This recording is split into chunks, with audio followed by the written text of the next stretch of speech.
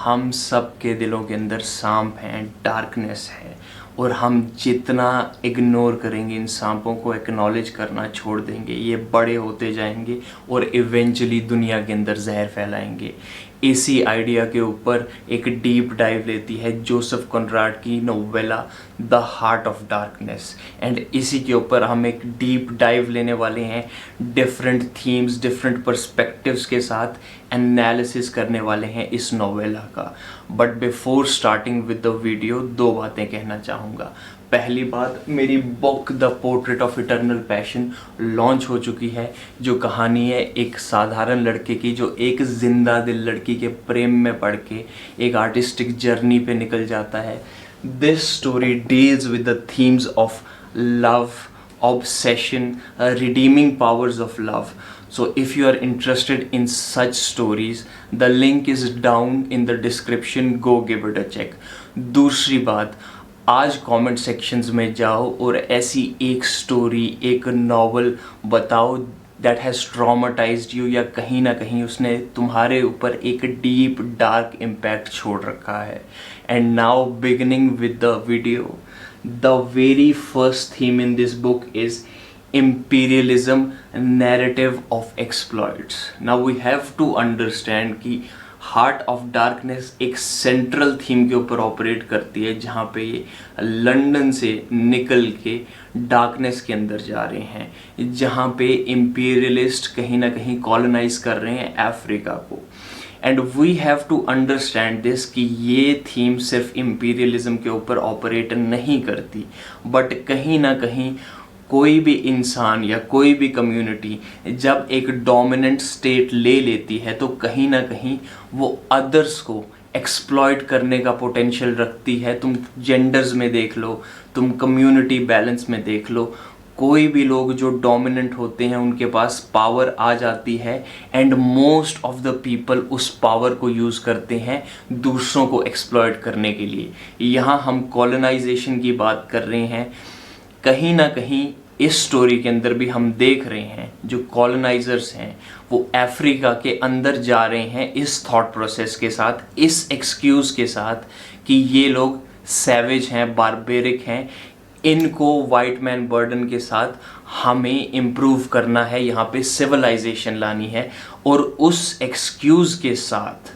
ये लोग जाके वहाँ पे उन लोगों को एक्सप्लॉइट कर रहे हैं ताकि अपनी ग्रीड को जस्टिफाई कर सकें। एंड कहीं ना कहीं ये चीज़ हर डायनामिक में होती है जहाँ पे भी पावर डायनामिक बन रहा है। एंड हमें कहीं ना कहीं ये समझना पड़ेगा कि एक एक्सक्यूज़ क्यों ज़रूरी बन जाता है जब एक इंसान या एक ग्रुप दूसरे इंसान या दूसरे ग्रुप को एक्सप्लॉइट करने की कोशिश कर रहा है। बिकॉज़ कहीं ना कहीं हम सब लोग जब कॉन्शियसली किसी को एवल तरीके से ट्रीट कर रहे हैं, एक्सप्लॉइट कर रहे हैं, तो हमारे कॉन्शियंस को वो चीज़ जस्टिफाई करने के लिए हमें एक एक्सक्यूज़ चाहिए होता है कि नहीं, मैं इसको ठीक करने की कोशिश कर रहा हूँ, ये इंसान बिगड़ चुका है, ये जो कम्युनिटी है कहीं ना कहीं ये बहुत पैथोलॉजिकल कम्युनिटी है और इसको ठीक करने की ज़रूरत है, इसको इम्प्रूव करने की ज़रूरत है। बट कहीं ना कहीं हमें समझना पड़ेगा कि हमारे कोई पर्सनल गेन्स होते हैं, जैसे यहाँ पे इनको आइवरी चाहिए इम्पीरियलिस्ट्स को अफ्रीका के अंदर जाके, एंड ऑब्वियसली कॉलोनाइजर्स ने और बहुत सारी चीज़ें और बहुत सारा ह्यूमन रिसोर्स यूज़ किया है जहाँ पे भी उन्होंने कॉलोनीज बनाई हैं। और उनका एक्सक्यूज़ क्या रहा है कि this is a white man burden, कि हमें जाके उस कॉलोनी के अंदर चीज़ों को ऑर्डर में लाना है, सिविलाइजेशन लानी है। बट वो जहाँ पे भी गए हैं उनका इंट्रिंसिक पर्पस रहा है एक्सप्लॉयटेशन का। एंड कहीं ना कहीं इस चीज़ से हम भी अपने आप से पूछ सकते हैं कि जब भी हम किसी रिलेशन डायनामिक में आ रहे हैं या फिर कम्युनिटी में कहीं डील कर रहे हैं और हमारे माइंड में ये एक्सक्यूज़ तो नहीं आ रहा जब हम किसी भी इंसान को फिक्स करने की कोशिश कर रहे हैं या उसके लाइफ के अंदर जाके कोई मैनिपुलेटिव गेम खेल रहे हैं, कहीं ना कहीं हम अपने स्नेक्स को जस्टिफाई तो नहीं कर रहे हैं। बिकॉज द सेकंड पॉइंट जो आता है वो आता है प्रोजेक्शन और लैक ऑफ इंट्रोस्पेक्शन। ना देखो, कहीं ना कहीं हमें ये समझना पड़ेगा कि ये जो लोग हैं इम्पीरियलिस्ट, ये जब जा रहे हैं अफ्रीका के अंदर कहीं ना कहीं एक अनसिविलाइज्ड टेरेन के अंदर ऑब्वियसली एक जस्टिफिकेशन तो ये दे रहे हैं, अपने दिल को दिलासा दे रहे हैं कि हम बारबेरिक अनसिविलाइज्ड लोगों को सिविलाइजेशन में लाने के लिए जा रहे हैं। बट कहीं ना कहीं जैसे ही हमारा मेन प्रोटैगनिस्ट एंटर कर रहा है स्टेशन के अंदर, सेंटर स्टेशन के अंदर, जर्नी की बिगिनिंग में ही वो देख रहा है कि कैसे लोगों को वहाँ पे अफ्रीका के अंदर क्रिमिनल्स बोल के एक एक्सक्यूज़ यूज़ किया जा रहा है उनसे स्लेवरी कराने का। ना कहीं ना कहीं ये क्वेश्चन यहाँ पे ज़रूर बनता है कि एक जस्टिफिकेशन करके कौन इंसान बारबेरिक तरीक़ों से ट्रीट कर रहा है दूसरे इंसानों को। लाइक ऑब्वियसली जो वहाँ पे स्टेशन मास्टर है वो ये एक्सक्यूज़ यूज़ करके कि ये लोग क्रिमिनल हैं, बारबेरिक हैं, खुद वो वाला एरिया ले लेता है जहाँ पे वो खुद उनका परपेट्रेटर बन के उनके ऊपर बारबेरिक वे से ट्रीट कर रहा है, उनको स्लेव्स की तरह ट्रीट कर रहा है। तो कहीं ना कहीं हमें ये पूछना पड़ेगा कि ये जो लोग एक जस्टिफिकेशन लेके जा रहे हैं, मे बी ये अपने ऊपर नहीं देख रहे हैं, अपनी इंट्रोस्पेक्शन नहीं कर रहे हैं, और ये जो दूसरे लोगों के ऊपर बारबेरिक एक्सक्यूज़ डाल रहे हैं ये इनकी अपनी प्रोजेक्शन है। बिकॉज हमें कहीं ना कहीं पूछना पड़ेगा, जब हम ब्लेम करते हैं लोगों को कहीं पे भी सोसाइटी के अंदर, एंड इसकी बहुत परफेक्ट एग्जांपल अभी पता है क्या है, कहीं ना कहीं जहाँ पे भी ये जेंडर वॉर्स देखता हूँ मैं, आई जस्ट फील समटाइम्स कि यहाँ पे हो क्या रहा है। Because we have to understand, अभी जो रेबल किड वाला केस हुआ था एंड जो भी लोग उसको गालियाँ बक रहे हैं, कहीं ना कहीं उनकी लाइफ को डीप डाइव करके देखोगे तो बहुत बड़ी प्रॉब्लम दिखेगी। या तो वो कहीं ना कहीं मडोना होर कॉम्प्लेक्स में जी रहे हैं जहाँ पे या तो उनके लिए कोई लड़की एक कंप्लीट मडोना है जिसको वो देवी की तरह बिठा के रखेंगे, एक आइडल बना के रखेंगे, एंड उस आइडल में जो भी फिट नहीं होगा वो होर सेक्शन में चली जाएगी। एंड कहीं ना कहीं हमें यही पूछना पड़ेगा कि जब वो एक मॉरल हाई ग्राउंड ले रहे हैं एंड किसी लड़की को इस तरह से बोल रहे हैं तो वो उनकी अपने अंदर की इनसिक्योरिटी उठ रही है। बिकॉज ऑब्वियसली वी नो, जब वो एक डिस्टिंक्शन बना रहे हैं कहीं ना कहीं उनकी शैडो जो है, जो डार्क पार्ट है, जो सेक्सुअल उसमें आइडेंटिफिकेशन में पड़ता है, वो उस चीज़ के ऊपर अपनी प्रोजेक्शन डाल रहा है उसको होर बोल के।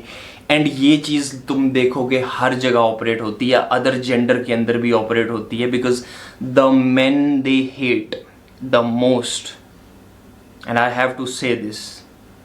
those are the men they secretly admire in dark romance।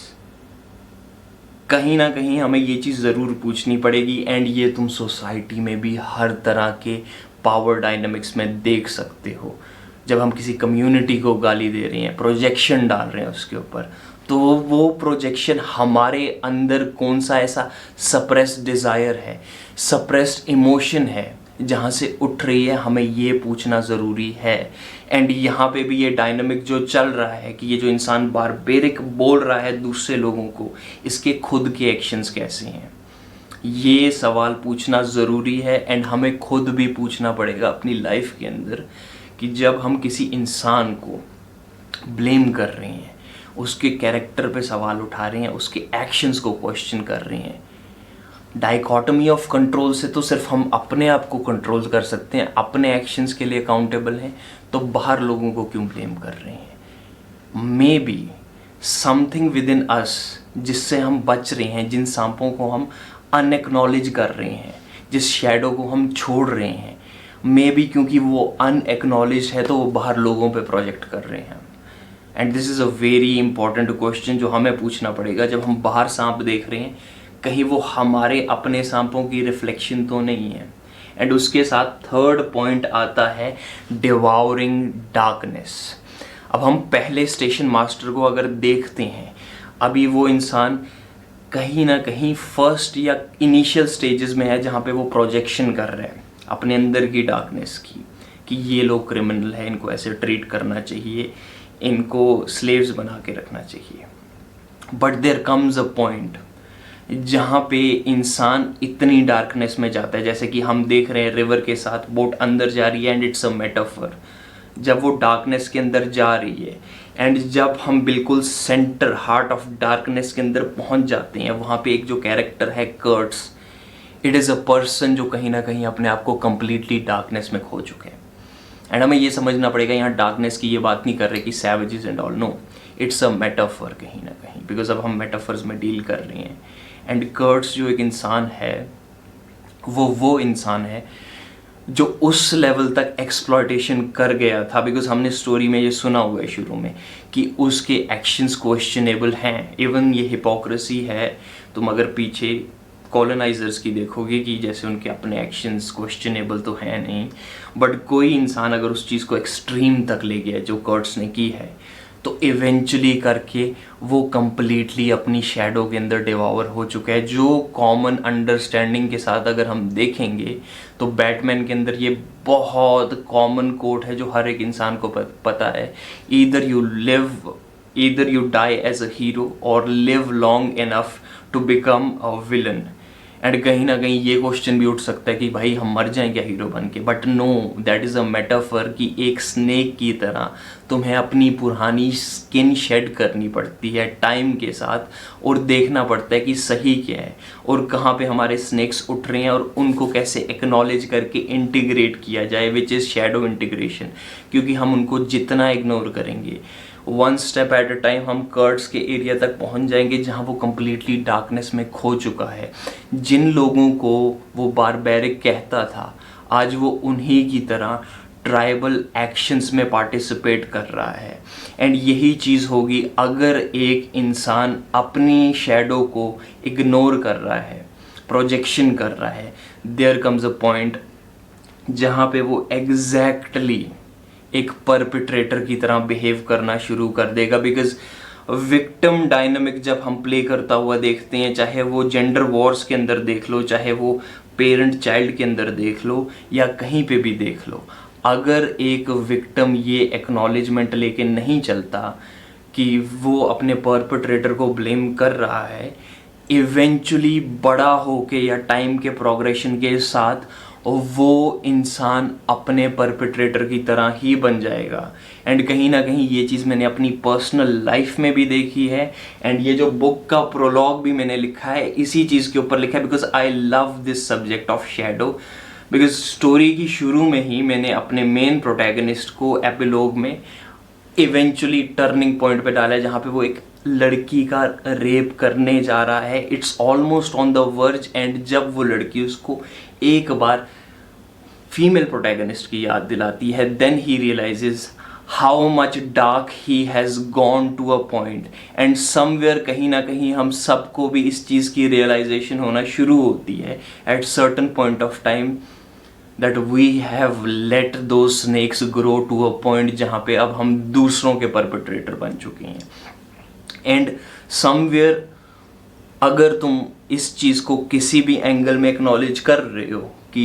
यहाँ पे मेरी शैडो इतनी मैंने प्रोजेक्ट कर दी है कि जिस इंसान से मैं नफरत करता था आज मैं वही इंसान बन रहा हूँ, that is a very good place जहाँ से तुम यू टर्न ले सकते हो। It is very important because उसे ही कहते हैं एक्सेप्टेंस एंड इंटीग्रेशन।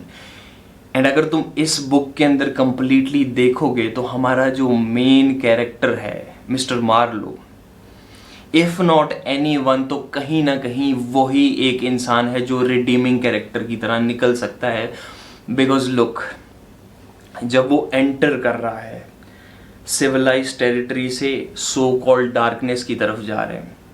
जहाँ पे बाय द वे बहुत सारा ट्रेजर छुपा है, उस शैडो के अंदर पोटेंशियल है बहुत सारे ट्रेजर का अगर हम उसे अच्छी तरीके से देखें।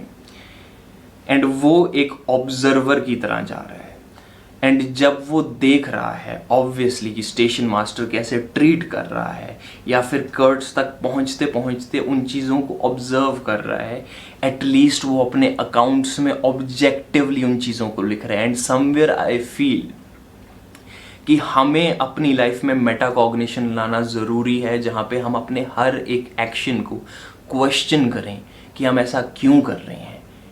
डीप हमारे मोटिवेशंस जेन्युइनली क्या हैं, चाहे वो कितने भी फिल्दी क्यों ना लगे हमें उनको एक्नॉलेज करना पड़ेगा, क्योंकि वो हमारी डार्कनेस, हमारी शैडो है। एंड कहीं ना कहीं जब हम एक बार एक्सेप्ट कर रहे हैं तो हमें पूछना पड़ेगा कि उसको अपनी पर्सनैलिटी के अंदर इंटीग्रेट कैसे करें। एंड इंटीग्रेशन तभी हो सकती है जब हम उस सांप को एक्नॉलेज करेंगे, और उसके बाद उसकी एक्सेप्टेंस के बाद हम समझ सकते हैं ओके ये जो डार्कनेस है इसका सही यूज़ कैसे किया जाए, इसको लाइट के अंदर कैसे लाया जाए। Because we have to understand, जब स्टोरी का एंड आता है, एंड मार्लो कर्ट्स के बहुत सारे एक्वेंटेंस से मिलता है, उसकी होने वाली सो कॉल्ड फियांसे से मिलता है या उसके फ्रेंड से मिलता है, ही कम्स टू नो कि कर्ट्स कितना सिविलाइज्ड इंसान था। एंड ऑब्वियसली जब वो हार्ट ऑफ डार्कनेस की तरफ जा रहा है, he lost his sanity, because the most famous line the horror जो कर्ट्स के लास्ट मोमेंट पे पॉइंट्स थे, वो कहीं ना कहीं किसी भी PTSD के पेशेंट के बिल्कुल एग्जैक्ट सिम्टम है। बिकॉज PTSD दो रीज़न से हो सकता है, या तो तुम अपने अंदर की डार्कनेस देख लेते हो, जो मोस्टली बहुत सोल्जर्स देखते हैं वॉर फ्रंट पे, जब वो कुछ ऐसा एक्शन कर देते हैं जो उनको पता था कॉन्शियस सरफेस लेवल पे कि वो ऐसा एक्शन कभी नहीं करेंगे, बट जब उनको अपने अंदर की वो डार्कनेस दिख जाती है तो वो उस चीज़ के साथ कंटेंट नहीं कर पाते हैं, एंड वो मलेवलेंस उनको खाती रहती है। एंड वो सेम चीज़ तब भी हो सकती है अगर तुम किसी के माइंड के अंदर की ऐसी डार्कनेस देख लो जिससे तुम कंप्लीटली ट्रॉमाटाइज हो जाओ, एंड वही इंटेंस ट्रॉमा कहीं ना कहीं PTSD बनना शुरू हो जाता है। सो द पॉइंट इज़, अगर हम एक्नॉलेज नहीं करेंगे, मे बी जो कर्ट्स के साथ हुआ, जिसको एक टाइम पे लगता था वो बहुत सिविलाइज्ड इंसान है, वो चीज़ होने की एक डेफिनेट पॉसिबिलिटी होती है। मे बी कहीं ना कहीं हमें एक ऑब्जर्वर की तरह अपनी डार्कनेस को अंडरस्टैंड करना पड़ेगा, एक्नॉलेज करना पड़ेगा, तभी जाके हम वापस सिविलाइजेशन के अंदर, लाइट के अंदर आ सकते हैं, जैसे हमारे मेन प्रोटैगनिस्ट मार्लो ने किया था। एंड यही था इस हार्ट ऑफ डार्कनेस नोवेला का एक एनालिसिस। वीडियो पसंद आई तो लाइक करो, कमेंट सेक्शन में अपने विचार शेयर करो, सब्सक्राइब करो, एंड या डिस्क्रिप्शन में जाके मेरी बुक को एक बार चेक कर सकते हो। किसी दोस्त के साथ शेयर करो जिसके लिए वीडियो वैल्यूएबल रहेगी। एंड में मैं एक बात कहना चाहूँगा गाइस, दिस नोवेला ना कहीं मेरे लिए ये बहुत दिल के करीब रही है। एंड मैं लिंक में एक ऐसे लिखा था मैंने बहुत पहले कॉलेज टाइम में, वो मैं आप लोगों के साथ शेयर करूँगा। ड्राइव का एक लिंक होगा नीचे, पढ़ना चाहो तो पढ़ सकते हो। With that being said, enjoy your life in the best possible ways, be reasonable, read more, and piece.